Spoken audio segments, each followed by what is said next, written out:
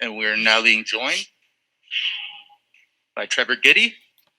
Take a couple questions from within the room. If you have any questions for Trevor, go ahead and press the raise hand button now. Trevor, congrats on the win, man. Quite the Bellator debut. Can you talk to me about how it feels to pick up your first victory here? It feels amazing. We ran through this game plan 1,000 times. I feel like I've been in fight camp for the last year straight, and everything we worked on came to fruition. That step knee that ended up cracking him and knocking him down was what my coach promised was going to work. We drilled that 10,000 times over the last several months, and it was really cool to see it actually work out perfectly there in the third. Yeah, and so the game plan, was it, you kind of made it dirty in the first couple of rounds, pushing him up against the cage. Was that kind of the game plan, to wear him out and then see what happened from there? Yeah, I wanted him to become a frustrated grappler. I wanted him to start reaching for stuff. I wanted for his arms and his legs to burn out. So even if he got a hold of me, he wouldn't have the power to drive through and get the finish. I was really focusing on knees to the legs and knees to the lower body. I didn't want him to try to catch anything, and I just wanted to wear on his arms and legs. And near the third, he just slowed down, and everything started to work.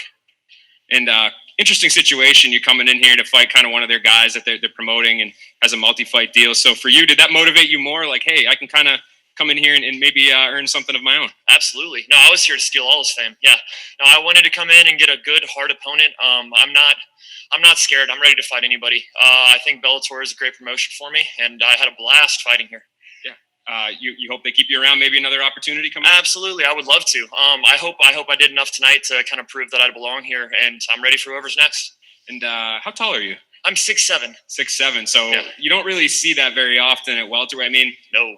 I feel like you pose a pretty unique threat to the rest of the division. Yeah, and even if it went to the ground, I have such an odd frame, and I'm a high-level brown belt in jiu-jitsu. I wasn't really worried about it hitting the mat.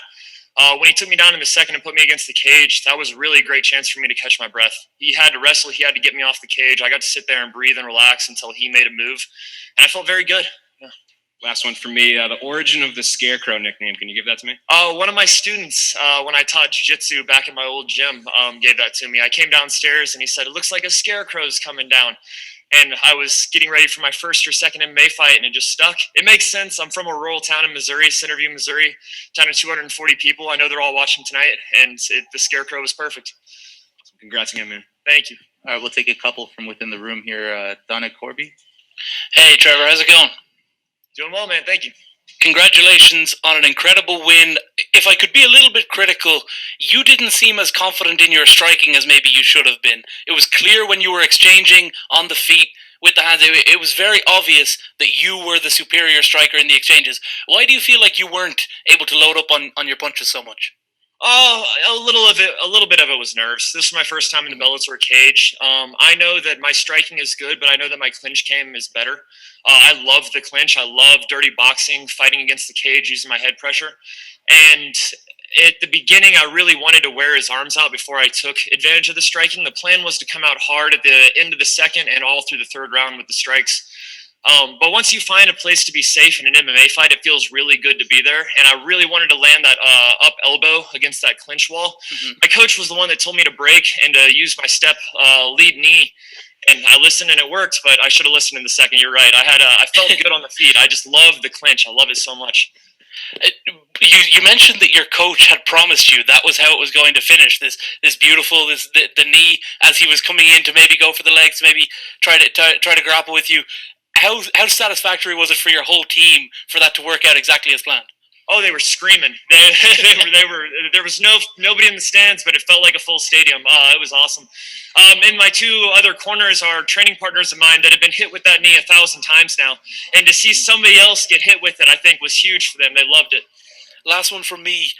You said you wanted to make a frustrated grappler, another big grappler who I think would fancy fighting against someone who's only 2-1, who has only been in Bellator one time. Maybe you think you might be interested in calling out Dylan Danis? Oh, yeah. I'd be comfortable with that. I'm not worried about Dylan. Thank you, buddy. Thank you. All right, we'll go to Keith. Hey, Trevor, congratulations. This is Keith Shilton from Sure Dog. Awesome. Thank you, man. First question for you. So you mentioned that, it's a big night. It's your debut in a major organization, but it was also an anniversary, and it was an anniversary of Connery's father at UFC 1 27 years ago to this date. He introduced the world to the sport of jiu-jitsu.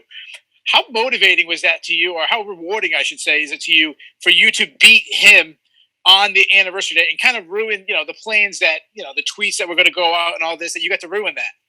Oh, it was wonderful. I love ruining things like that. I have all the respect in the world for Hoist and what he's done for the sport. And honestly, when we got here at the hotel and we were initially in the quarantine, seeing him walk by, I had a little like, poof, I had that little adrenaline, like, holy, that's Hoist Gracie. But by the time we were walking in, nobody's special anymore. And once you're in the cage, you're just another human, and everything else is gone.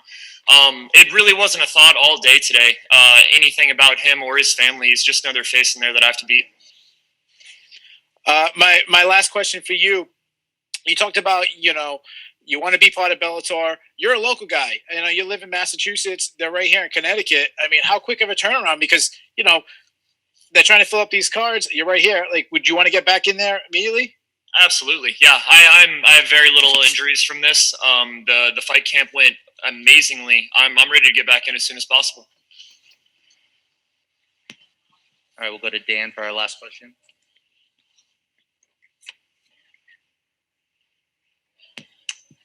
Dan, your line is live.